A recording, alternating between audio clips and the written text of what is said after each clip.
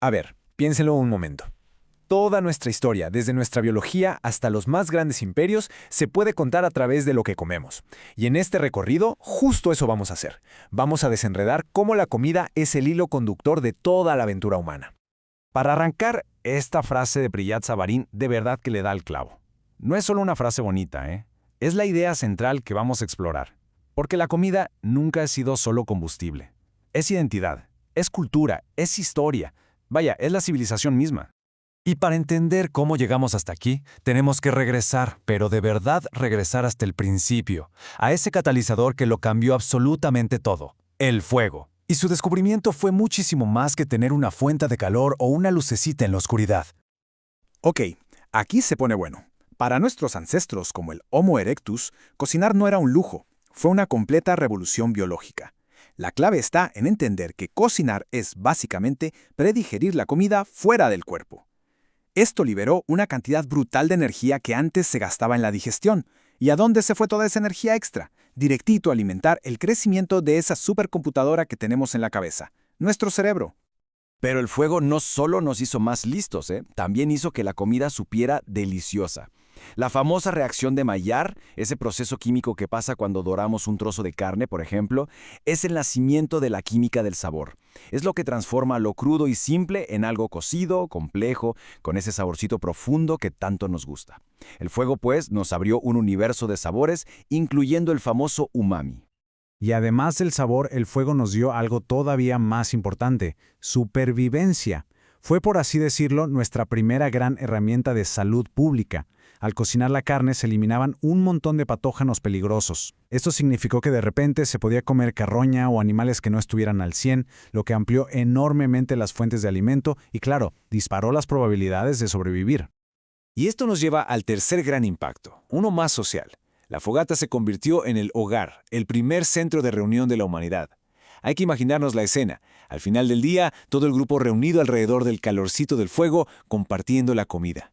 Es justo en ese momento mágico donde se cree que nacieron cosas como el lenguaje complejo, el arte de contar historias y las primeritas estructuras sociales que hoy nos definen. Y así, con el fuego como nuestro gran aliado, la humanidad se lanzó a una larguísima etapa que duraría miles y miles de años, la era de los cazadores y recolectores. Una existencia totalmente nómada, siempre en movimiento, dictada por completo por los caprichos de la naturaleza. Durante todo este tiempo, el ser humano no producía su comida, simplemente la tomaba de su entorno. La vida dependía enteramente de los ciclos de la naturaleza. Y claro, esta dependencia fue moldeando nuestra biología. En un mundo donde la comida escaseaba, nuestros cuerpos aprendieron a desear con muchísima intensidad dos cosas: la grasa y el azúcar. ¿Por qué? Porque eran las fuentes de energía más densas y valiosas que se podían encontrar.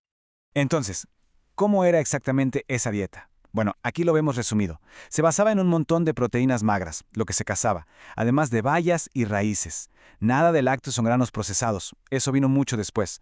La comida dependía de la estación. Y algo súper interesante es la entomofagia, o sea, comer insectos como una fuente de proteína rápida y abundante. Y por supuesto aquí no se desperdiciaba nada de nada, era una economía de subsistencia total.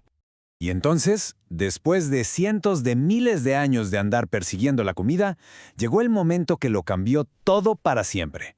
El punto de inflexión en el que la humanidad decidió dejar de tomar para empezar a hacer. Esta idea, que suena tan simple, es una de las revoluciones más grandes en la historia de nuestra especie. Dejar de ser nómadas para empezar a controlar nuestro propio suministro de alimentos. Una sola idea que cambiaría el planeta y nuestro destino para siempre. Y ojo, esto no pasó en un pasado súper lejano e inalcanzable. En la gran escala de la historia humana fue hace relativamente poco, unos 10.000 años. Ese es el momento en que nace la agricultura, y con ella los primeros asentamientos permanentes. Entonces, ¿cómo es que esto construyó la civilización? Pues fue como una reacción en cadena. Primero, cultivos base como el trigo, la vid y el olivo se convirtieron en la dieta fundamental. Segundo, al quedarnos en un solo lugar, pudimos crear cerámica pesada y con ella cocinar de formas nuevas, como sopas y guisos. Y tercero, y esto es clave, los excedentes de comida, conservados con sal, crearon el comercio, las clases sociales y la especialización del trabajo. De hecho, la palabra salario viene de la sal que se usaba para pagar. ¿Qué tal? Pero esta revolución trajo consecuencias que nadie se esperaba. Por ejemplo, al almacenar granos, la humedad provocó una fermentación accidental.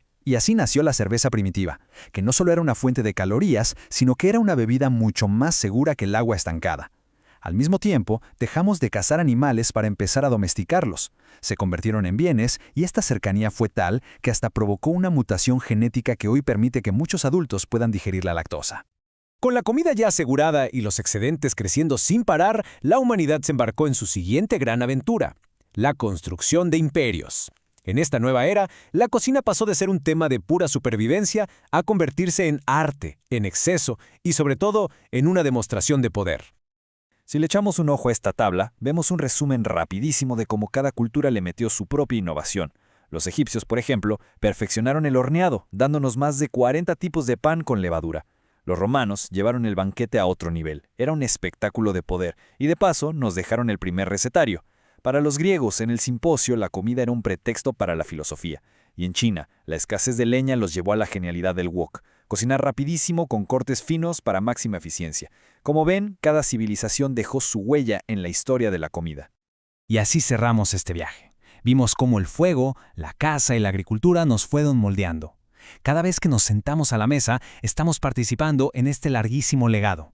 Así que la próxima vez que tengamos un plato enfrente, no veamos solo comida, veamos la historia de la humanidad.